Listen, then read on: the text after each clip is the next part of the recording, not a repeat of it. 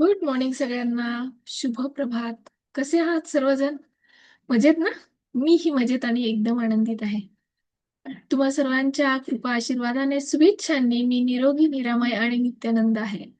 तुम्हीही असेच निरोगी निरामय नित्यानंद आणि मस्त राहा. तुम्हा सर्वांचे पुन्हा एकदा मनापासून खूप खूप आभार, धन्यवाद आणि शुक्रिया मॅजिकल मनीषा या युट्यूब चॅनलवर.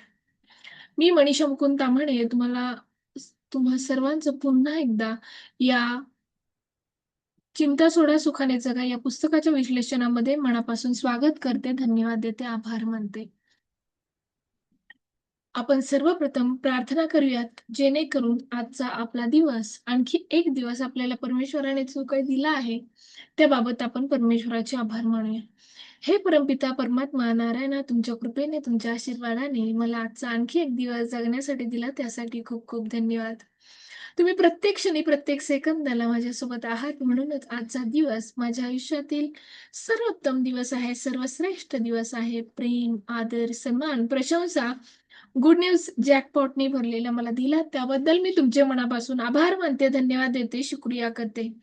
आपल्यामध्ये असीम शक्ती, असीम शांती, असीम समाधान, विपुल संपत्ती देण्यासाठी मी तुमच्या मनापासून आभारी आहे, आभारी आहे, आभारी आहे.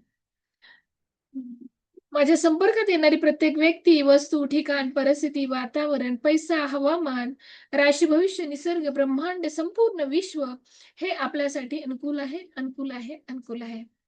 मी धन्य आहे, मी भाग्यवान आहे. नारायणाची माझ्यावर कृपा, असीम कृपा, असीम कृपा आहे, असीम कृपा आहे, असीम कृपा आहे.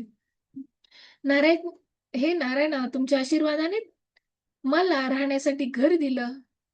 आनंद, शांती, समृद्धी, प्रेम, आदर, श्रद्धा, काळजी यांच्या दिव्य ऊर्जेने भरून गेलेले हे पूर्णपणे माझं घर सुरक्षित आणि सुस्थितीत आहे. माझ्या जीवनात प्रत्येक क्षेत्रात यशस्वी आणि यश देण्यासाठी खूप खूप धन्यवाद. माझ्या विचारात, शब्दात, वागणुकीत सकारात्मकता आणण्यासाठी खूप खूप धन्यवाद. मी नेहमी सत्य बोलते आणि योग्य मार्गाचे अनुकरण करते. हे नारायणा, मला जीवनातील 7 सुख दिल्याबद्दल तुमचे धन्यवाद. हे नारायणा, आम्हाला आयुष्यभर निरोगी, निरामय, नित्यानंद जीवन जगण्यासाठी, हे आयुरारोग्य देण्यासाठी खूप खूप धन्यवाद. माझे मन शांत आणि आनंदी आहे, त्यासाठी खूप खूप धन्यवाद. आमचे परस्पर नातेसंबंध आणि विश्वासाने भरलेले आहे. आम्ही आनंदी आणि समाधानी आहोत. आपल्या प्रत्येक व्यक्तीमध्ये नारायणाचे रूप मला दाखवण्यासाठी खूप खूप धन्यवाद, दिसण्यासाठी धन्यवाद. हे परमपिता परमात्मा नारायणा, तुमच्या आशीर्वादाने आम्ही सप्त सप्त तारांकित जीवन जगत आहोत. आमचा हा सुवर्ण काळ चालू आहे आणि आमचा ठाम विश्वास आहे की आयुष्यभर असाच हा काळ टिकून राहणार आहे. त्यासाठी तुमच्या मनापासून आभार आणि धन्यवाद. शुक्रिया, शुक्रिया, शुक्रिया, मेहरबानी. खूप खूप धन्यवाद तुम्हा सर्वांचे. पुन्हा एकदा मॅजिकल मनीषा या चॅनलवर चिंता सोडा सुखाने जगा या डेल कार्नेगी यांच्या पुस्तकामध्ये आतापर्यंत आपण 28 धडे पाहिले. किती धडे पाहिले? 28 धडे पाहिले. आता जे शेवट जो आहे, म्हणजे डेल कार्नेगी हे सांगतात की त्यांनी महत्वाच्या त्यांच्या आयुष्यामध्ये किती समस्या आल्या आणि चिंतेवर त्यांनी कशी मात केली हे सांगण्यात त्यांच्या स्वतःच्या 31 कथा आहेत, सत्यकथा. त्यातल्या काही कथा आज आपण पाहणार आहोत. मी सगळ्याच्या सगळ्या 31 सत्यकथा घेणार आहे. त्यातल्या आज एक 4-5 आपण कथा घेऊयात. चला तर मग मी स्क्रीन शेअर करते, जेणेकरून आपल्याला पाहायला देखील मिळेल आणि ऐकायला देखील मिळेल की डेल कार्नेगी यांच्या जीवनामध्ये काय आणि किती समस्या होत्या आणि त्या त्यांनी कशा सॉल्व्ह केल्या. बरोबर?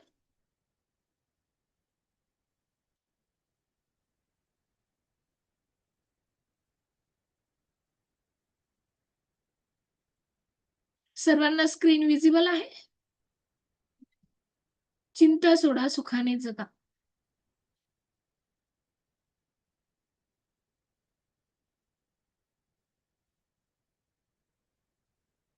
बघा, समस्यांचे आक्रमण त्यांच्या लाईफमध्ये कसं झालं हे त्यांनी थोडक्यात समजून सांगितलेलं आहे आपल्याला. आणि हे सांगण्यामागचा माझा एकच उद्देश आहे की आपल्या आयुष्यामध्ये सुद्धा अशाच प्रकारच्या समस्यांचं आक्रमण होत असतं आणि ते काय आपल्याला पेलवत नाही. मग ते पेलवत नाही म्हणून आपण काय सोडून द्यायचं का सगळं? नाही. तर आपण काही समस्या सोडून न देता किंवा चिंतावर चिंता करत बसण्यापेक्षा आपण त्यांना कशा समस्यांना तोंड द्यावं लागलं आणि त्यांनी कसे त्याच्यातून बाहेर पडले हे आपण यामध्ये पाहूया. बघा समस्यांचे आक्रमण 1943च्या उन्हात लेखकाला काय सांगायचं मी तुम्हाला थोडक्यात सांगू इच्छिते. एक म्हणजे ह्या ज्या कथा आहेत डेल कार्नेगी यांच्या, त्यांचं म्हणणं आहे, की कथेमध्ये एका व्यक्तीवर किंवा व्यवस्थापकावर अनेक लोक सदस्यांकडून टीका, तक्रारी किंवा आक्रमण, क्रिटिसिझम, कंप्लेंट्स होत असतात. बरोबर की नाही?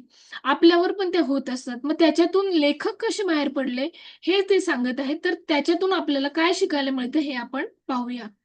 त्यामुळे तो व्यक्ती तणाव, भीती आणि चिंतामध्ये अडकतो. त्याला वाटतं की सर्वजण त्याच्या विरोधात आहेत आणि परिस्थिती हाताबाहेर जात आहे. त्यांनी काय केले, काय उपाय केले हे मी तुम्हाला थोडक्यात सांगते.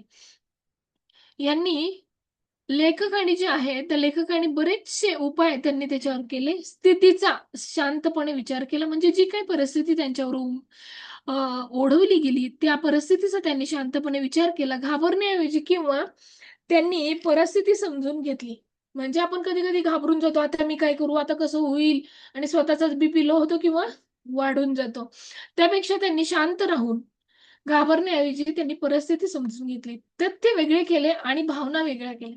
कधी-कधी आपण काय करतो, भावना मिक्स करतो आणि घटना घडलेली आहे, ती नात्यामध्ये घडलेली असो किंवा एखाद्या रिलेशनमध्ये घडलेली असो. तो ऑफिस बॉसचा रिलेशन असू शकतो, कलीगचा रिलेशन असू शकतो, हसबँड वाईफचा रिलेशन असू शकतो, आई मुलाचा असू शकतो किंवा मुलगा मुलीचा पण असू शकतो. मग त्यांनी काय केलं, तथ्य वेगळी केली, भावना वेगळ्या केल्या. कोणती टीका खरी आहे आणि कोणती फक्त भावना आहे, हे त्यांनी ओळखलं. समस्येला सामोरे गेले, फेस द प्रॉब्लेम. समस्येला ते सामोरं गेले. टाळण्याऐवजी त्यांनी लोकांशी संवाद साधला. बघा, कधी-कधी काय होतं, बरेचसे लोक आहेत ना, समस्या टाळतात. जाऊ दे, वेळ निघून गेली ना, बघू पुढे भविष्यात वेळ आले पुन्हा तर मग बघू काय करायचं ते. पण लेखकांनी असं केलेलं नाही. समस्येला सामोरे गेले, फेस द प्रॉब्लेम. टाळण्याऐवजी त्यांनी लोकांशी संवाद साधला. उपायांवर लक्ष केंद्रित केले. काय चूक झाली?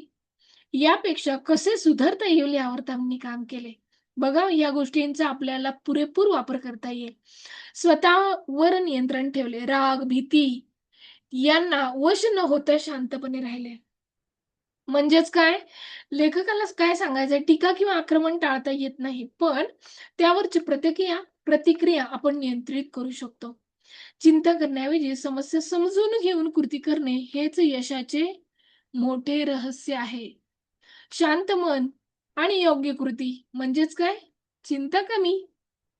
म्हणून जर आपल्याला मन शांत ठेवायचं असेल,